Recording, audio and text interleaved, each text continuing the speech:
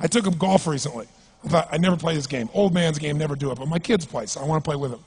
So I go out, and I do really well. I go out on this one day, and I out-power by my instructor. I'm feeling really proud. The next day, I'm not feeling so proud.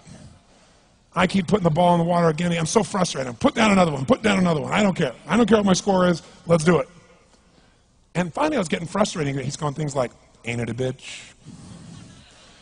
This is golf. And I'm going, bull. I said, you're a terrible instructor. I said, because I should at least be consistent at whatever shitty level I can achieve. I said, I know I'm not Tiger Woods, but I should be able to be consistent, and you're just telling me it's difficult. Telling me it's difficult is not helping. Tell me what to do. He said, well, actually, you're only a little bit off. I said, could have fooled me. He said, no, you're about a millimeter or two off. I said, you're joking. He said, no, watch this. He said, I didn't teach you this yet. He said, when you approach the ball like this, he said, if you change the angle that you're attacking this just 1 or 2 millimeters, in the very beginning, do you see how that changes the arc? This one, instead of being on the green, by 1 millimeter, now you're in the water. 1 millimeter over here, you're in the sand. And he said, and also you're hitting the ground by 1 millimeter sometimes. You're not stroking it, just 1 millimeter. I thought, what a great belief system that when all hell's breaking loose and nothing's working, that you're only 1 millimeter off. Because most people think it's impossible, so they give up. Isn't that true? And in real life, it's true. So 2 days later, I'm going to see one of my clients. I do a lot of coaching, and I have a man who's the top plastic surgeon in the world. He's going through some tough times in aspects of his life. But this is a guy that gets paid by Sultan of Brunei $1 million to fly over and do 3 people's faces. He is the #1 plastic surgeon in the world. He can make anyone who's ugly look spectacularly beautiful. He showed me pictures of a woman who's 84 years old. He made her look 40 and gorgeous, no exaggeration. But you know what? I'm waiting for him in his office, and he's still in surgery. So he's got a new book he's creating to teach other surgeons around the world. And I'm going through, and it's got pictures of, you know, the top 100 supposedly most beautiful women in the world's faces. And then men. I wasn't paying attention to that one. I just kept turning the pages, right? But I noticed something. He's got all these measurements. And he has mathematically calculated what it takes to make someone look gorgeous, man or woman. And it's a few millimeters. Interesting. For example, on a woman, the distance between the top part of your lip and your nose, this little distance, the measurement of that, if you're beautiful, gorgeous, is the same size as your eye. If it's 1 millimeter more, you have an average face. If it's 2 millimeters more, you are butt ugly. Okay. The difference between butt ugly and gorgeous is 2 millimeters. He's got about a dozen of these little 1 or 2 millimeter changes he makes, and it's a different person. It is unbelievable. So a very powerful belief to leave today with would be, nothing's working, I'm 1 millimeter away. What little thing got to change, and when I do, it changes everything. Because I'm heading this direction, I make this little shift. You take that out an hour from now, a day from now, a week from now, a month from now, you have a totally different destination from that direction. But the 1 millimeter change, I'll show you one of them right now. Check this out. Stay in the state of certainty. Some of you lost it. Intensify it, whatever it takes. Make your move. Come on. Make your move. Say yes. Say yes. Say yes. Say yes. Now feel that in your body. Don't let go of it. Now watch. Here's the difference between being certain and being uncertain. Did you see that? Certain, uncertain. See if you can find that little spot between the two, where you drop just a little bit of your chest, and you feel it drop, and come back up, and drop it. How many can feel that difference between where you really feel it, now intensify it, and where you dropped it? Is it a tiny difference, yes or no? Yes or no? Now, could you condition yourself to feel great in this state? Yes or no? So what I want you to do is give yourself that opportunity. So the way we're going to do is very simple. We're going to go in a peak state. And then we're going to train ourselves. Because guess what? If you're in this state of certainty, and all hell's breaking loose in your life, people can't figure out to go, move, I'll handle it.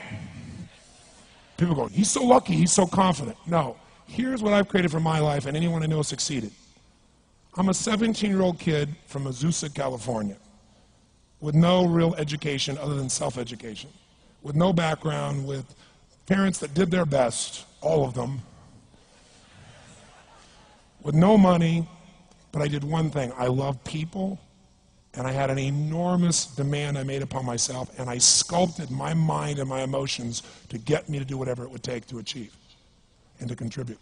But to do that, I did it by using my body and changing my focus. I did it by putting myself in a peak physiology and using what I call incantations. Can you train yourself to believe something, yes or no? Absolutely.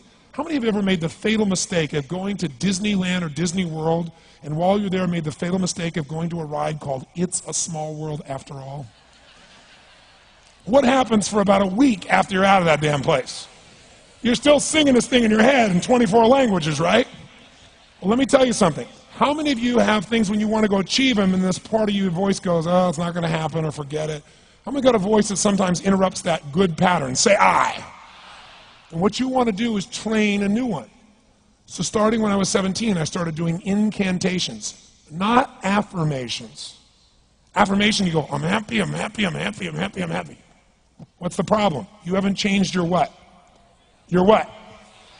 Physiology. If you don't change your physiology, you won't get anything. So an incantation is not only you speak it, but you embody what you're saying with all the intensity you can.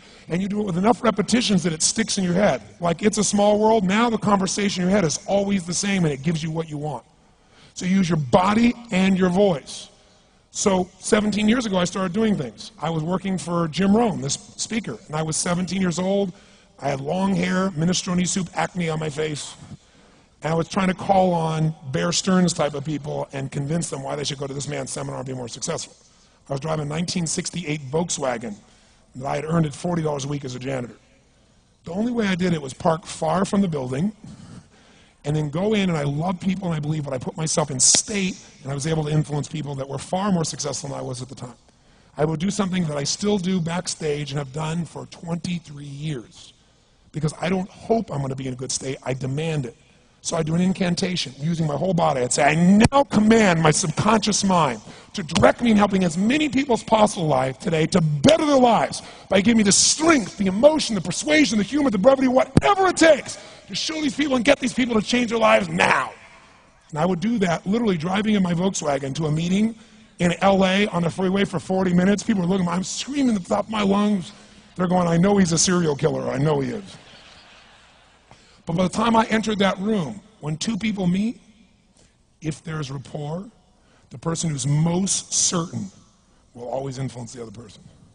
And I was totally certain, and they were trying to get revved up to certainty. Do you agree with this, yes or no? I do another one because I was poor. I changed my mindset. I kept doing things, but I never got beyond it. I'd say God's wealth is circulating in my life. His wealth flows to me in avalanches of abundance. All my needs, desires, and goals are met instantaneously by infinite intelligence, for I'm one with God and God is everything. And I would imagine the abundance of my life, and I would feel so grateful. And a year later, I went from making $38,000 a year to making $1 million a year in 1 year. Because successful people do what failures won't. You follow me on this? You know?